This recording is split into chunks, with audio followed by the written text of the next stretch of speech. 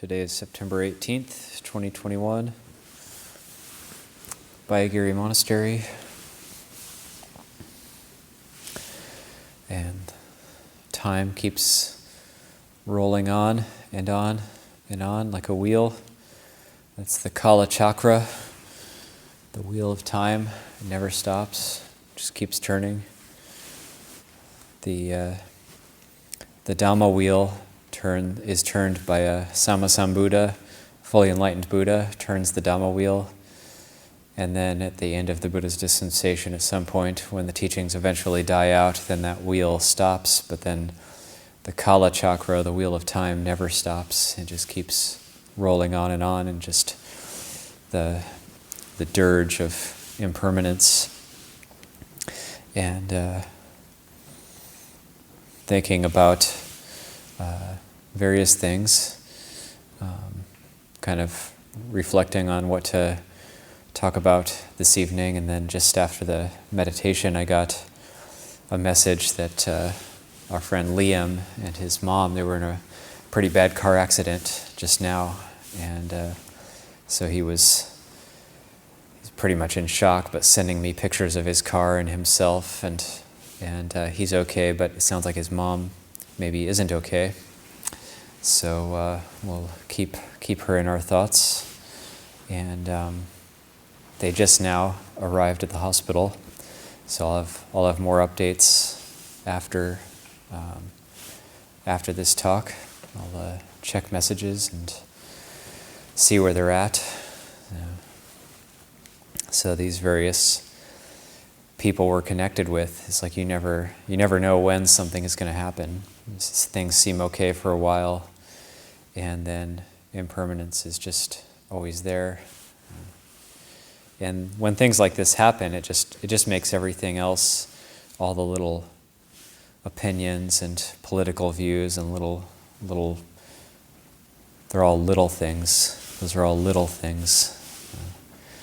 They're meaningless. Actually, it's all meaningless. What has meaning is impermanence and what we do with it. And,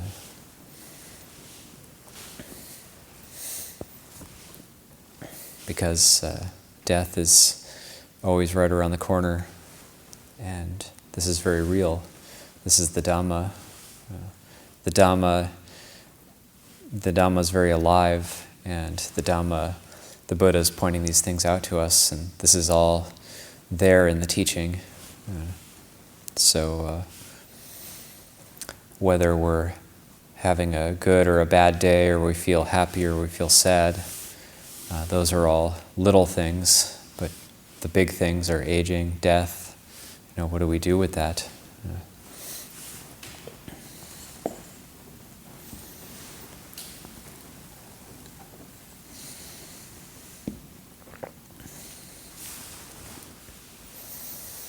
So refuge, I was thinking a little bit about connection and refuge. And so as people, we're all seeking connection in various ways, whether it's through friends, partners, relationships. We're seeking connection. So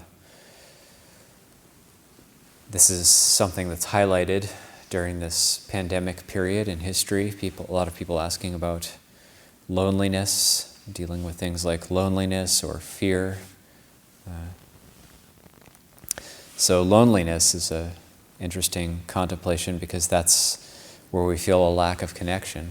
When we feel lonely, we're feeling a lack of connection. And it doesn't necessarily come from not being around people or from being physically alone. But loneliness is it's an interesting one. You can feel lonely in a crowd, but you might feel not lonely when you're on your own. You might feel that sense of connection when you're on your own, but then that dissonance when around others or in a crowd, it can happen that way. So it's like a sense of disconnect or even alienation that we might feel. And so we're seeking connection. And connection is refuge. So we're seeking a refuge. And no matter who we connect with. We have close friends, dear friends, relationships, and yet we only connect temporarily in that way. We're not able to truly connect.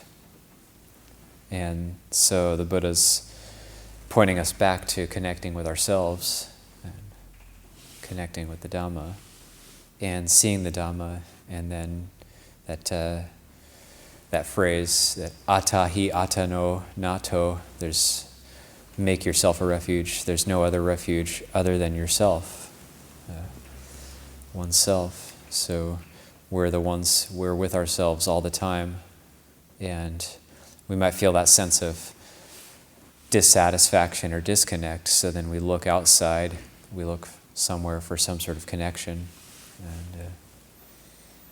and we might find it temporarily, but then we keep coming back to that sense of it's okay for a while, and then there's impermanence, and time goes on, time passes, and people change, and we change, and we fall in love, we fall out of love. This is Dhamma.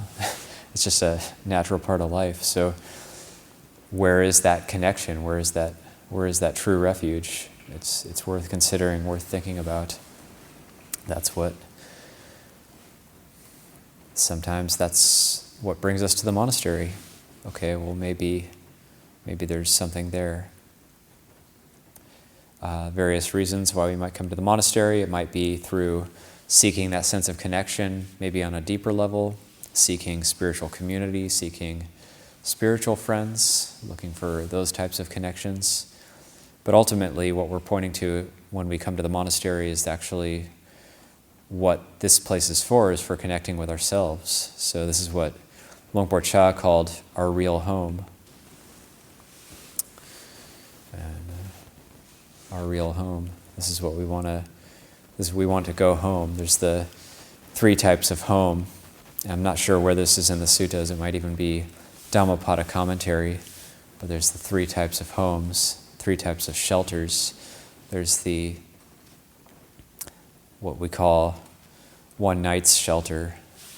So one night's shelter is the dwelling place for us here in the monastery, the kuti, or say the house, wherever we sleep. That's one night's shelter. So we get sheltered for one night. Like tonight it's raining, this amazing rain cooling everything down. We still need to seek shelter from it, so we need a roof over our head. There's some monks on retreat, at least one monk staying under a tarp this evening, staying outside but under a rainfly. So one night's shelter. Then there's what we call one life's shelter. One life's shelter is this body. So for this lifetime, we have this body, and this is the shelter. We could say it's the shelter for the consciousness for this lifetime. Then we have the true shelter, which is the Dhamma, the liberated mind, or the realization of the Four Noble Truths. That's the permanent shelter, the true refuge, the unfailing refuge, the ultimate refuge. So that's what the Buddha is pointing at.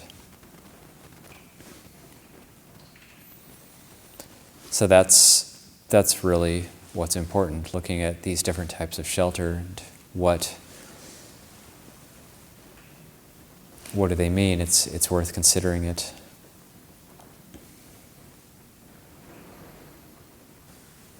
The name of the monastery, Abhayagiri. Comes from the word Abhaya, and Abhaya means fearless. We translate Abhayagiri as fearless mountain. Abhaya also means forgiveness. We have Abhaya Dana, the giving of forgiveness, which is also the giving of fearlessness. It also has connotations of a place of refuge, a place of security, a place of freedom. So that sense of connection, or that sense of security, what actually causes that?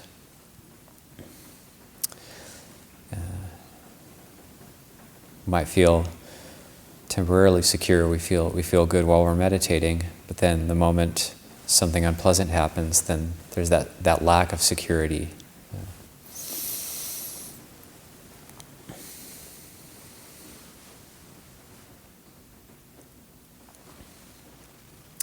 So this also kind of highlights the difference between Samadhi and Panya, and the Buddha distilled the Noble Eightfold Path into Sila Samadhi Panya, virtue, mental firmness, or what we translate as concentration, and then wisdom or discernment, Sila Samadhi Panya.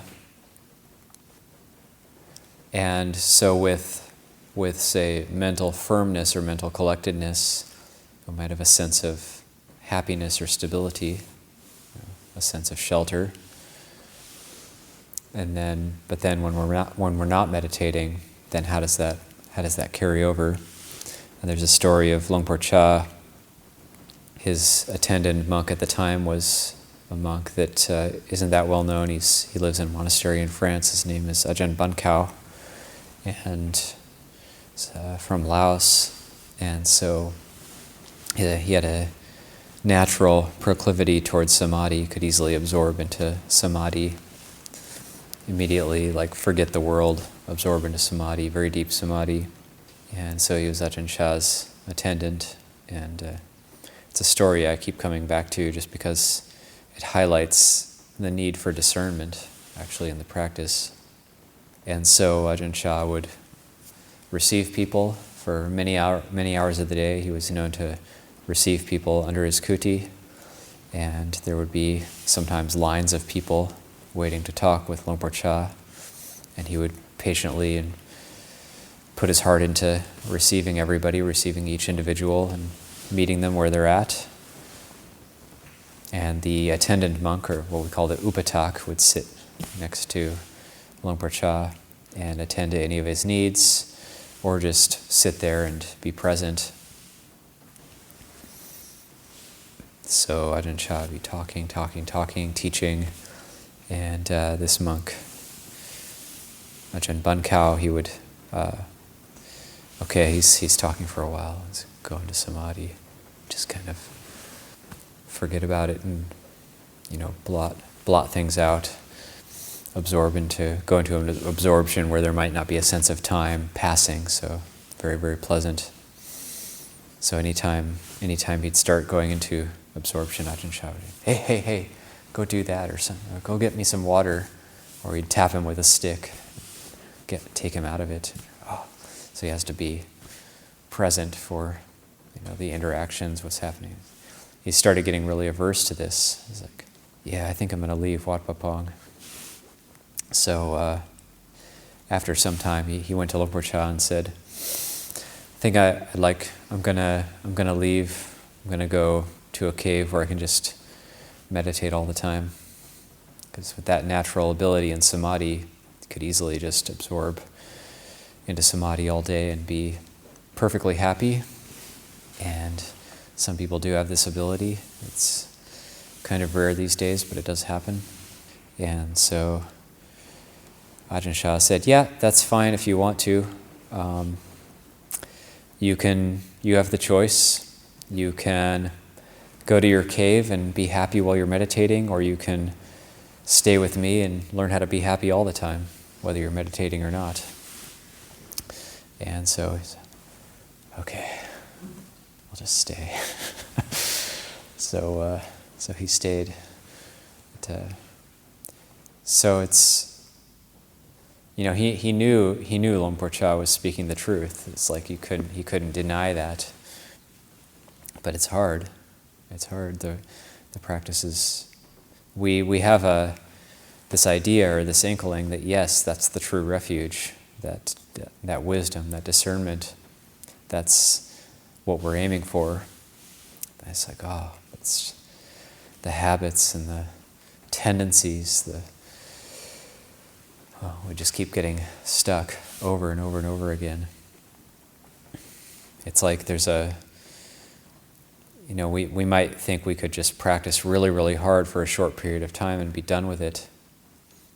But it's like there's a barbed thorn in the heart, and this image of the sun dance where they have the eagle talon they put under the muscle in the chest, and they have it tied to a rope on a post, and they have to pull on it until it rips out. You can't just do it. You can't just do it in one. You can't just say, okay, I'm just going to do it, get it over with quickly. It doesn't happen. You pull as hard as you can. It's not going to happen. So it ends up being this kind of thing where you're just kind of working on it. And it's a really strong image, but I really think that is what it's like in the practice, where there's this deep barb in the heart, and you can't just pull it out because it doesn't work that way. You slowly work on it over time. You rotate it, you turn it, you work with it, and then it's painful. Pulling it out is painful, but it's also poisonous, so you have to get it out.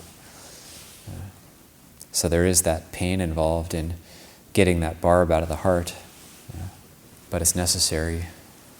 I remember Lumpur Pasano talking about his first years at Wat Papong, and he was just, after about being a monk for maybe 2 years, he's just sitting in his kuti, just cursing the Buddha.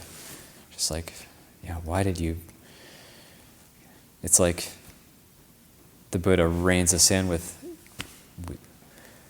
all these inspiring teachings and gives us super faith, and then we ordain, and then now we have a lifetime of work ahead of us. And it sort of dawns on you at a certain point. But then when you start to do that work, then the faith, of course, just gets deeper. The sense of confidence gets deeper as you keep the precepts for a long time. It gets much stronger, and that you start to. It's like it. If we feel that it's possible to reach and into suffering, we start to have that intuition that it might actually be possible for us, that what Lumpur Cha said, that the Buddha's teachings are real, that might actually be true. And we might even be able to actualize that for ourselves, so that inspiration grows deeper over time. You get the barb partway out. Okay, maybe I can do this. Let's do this. It's painful, but we can keep going. So really just that process, that's the ongoing process of the practice.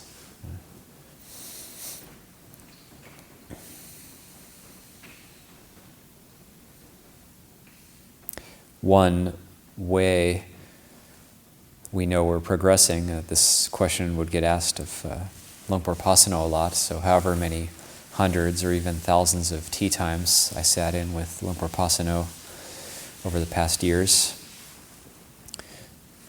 Some get asked the same questions over and over and over again. And very common question, how do I know I'm making progress? How do I know I'm doing the right thing? So he would say, wholesome dhammas increasing, unwholesome dhammas decreasing. And then I would think, well, what does that mean? I'd be sitting there thinking, that's not a very good answer. But that's the answer of the Buddha, so that's how we gauge ourselves. I could maybe talk about that a little bit too. That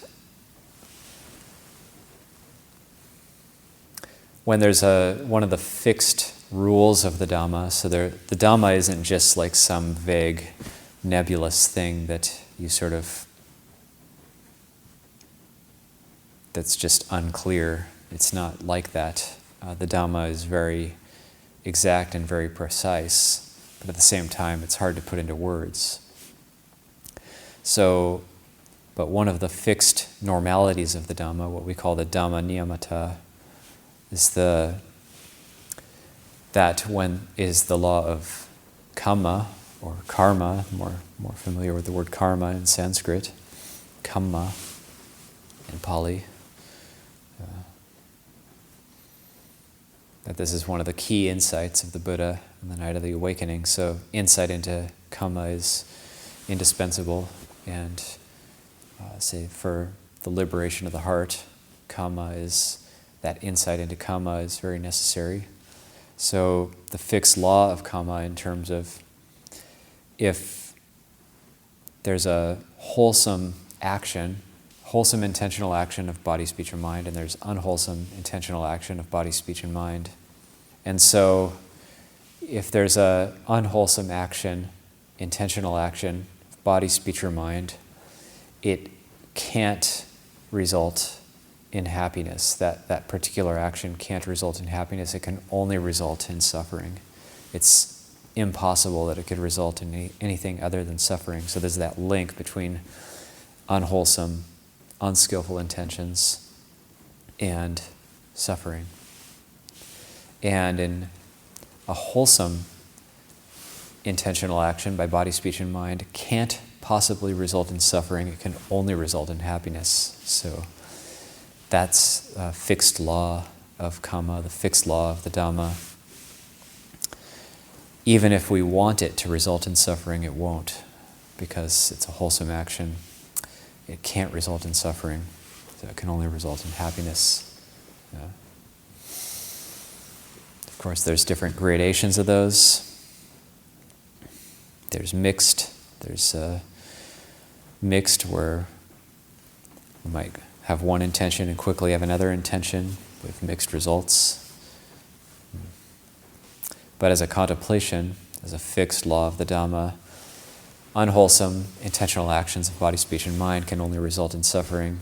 Wholesome intentional actions of body, speech, and mind can only result in happiness. And once we get our mind around that, once we start to see that process a bit more clearly through the meditation practice, sitting meditation, walking meditation, the lifestyle of mindfulness, clear comprehension, sati sampajanya, once we start to see that process a bit more clearly, okay. Then the Buddha talked about another type of Kamma called the imperturbable Kamma. That's the Kamma leading to the ending of Kamma. That's the Noble Eightfold Path. It's a very special type of Kamma, a very special type of condition, or transcendent leading to the transcendent, which it transcends the wholesome and the unwholesome. So that's the Noble Eightfold Path, which we chanted tonight. So these are things that there's this not otherwiseness of the Dhamma, that fixed nature of certain natural laws that the Buddha discovered on the night of his awakening. So one of the qualities, they say, of a sotapanna, of a stream enterer, is that doubt is relinquished. So the three anusaya, three latent tendencies, three fetters are relinquished. That's the Sakkaya Ditthi, the Silabbata Paramasa, and the Vicikiccha. So that's the Sakkaya Ditthi, or personality view, personality belief. Then you have Silabbata Paramasa, or attachment to precepts and practices, attachment to rites and rituals. You have Vicikiccha, which is doubt. So this doubt is quite interesting how it's described in the suttas. No longer perplexed about wholesome and unwholesome states. So one has relinquished doubt about what's wholesome and unwholesome. There's then no doubt that one is either doing a wholesome intentional action or an unwholesome intentional action. So there's that clarity there. And so, in theory, a sotapanna would be much happier, because when there's no doubt about what's wholesome and unwholesome, then the mind is going to lean toward only the wholesome actions, and relinquishing the unwholesome actions. And although due to a lack of mindfulness, one can still slip up, there'll be a wanting to correct oneself immediately. Because nobody wants to suffer. We always want to do what leads to more happiness and a lessening of suffering, but because of a misunderstanding, because of avijja, and because of delusion, because we misunderstand. We don't really know what's going to lead to our happiness and welfare, what's going to lead to our suffering. Because of that misunderstanding, then we keep running up against a wall, and we keep suffering. So we develop that path, that clarity.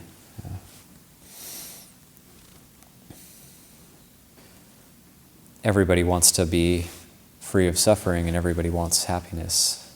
We all go about it in different ways, seeking that refuge, seeking that sense of connection. And it's not to be really hard on ourselves or judge ourselves or say that we're wrong for seeking connection, we're wrong for having relationships, we're wrong for having friendships. Those things are wholesome and can be an impetus for Dhamma practice. The Buddha said an intentional unwholesome action is an action that's tainted with greed, hatred, or delusion. Wholesome action is untainted by non-greed, non-hatred, non-delusion. So we can bring those wholesome actions into our life, if we start to understand that they're for our benefit. But because there's that misunderstanding that's still there, we think things like anger and irritation and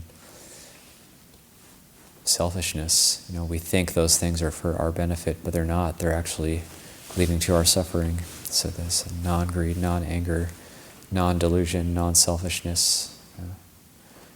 That's things like goodwill, compassion. Those things are leading to our welfare and benefit, happiness for a long time. Giving, generosity, patience, those are all wholesome qualities. We don't have to doubt that those are wholesome.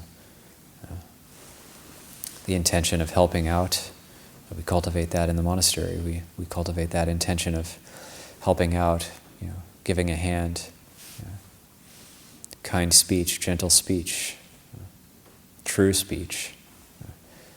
Not the intention to deceive, but the intention to just show ourselves as we are.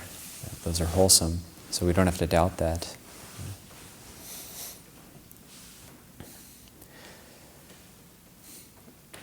The reason it can be difficult is there's a time lag. We don't get the happiness right away.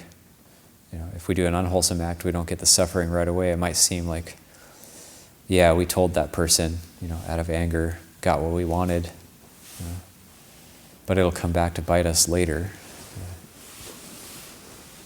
So because there's that time lag, then it's all a jumble, it's all confused. So that's why it takes that samadhi, that clarity, to start to see these things more clearly. Once we practice for a long period of time, though, and we start to get the fruits of our wholesome actions, I say, oh, okay, that's how it works. No need to doubt these things.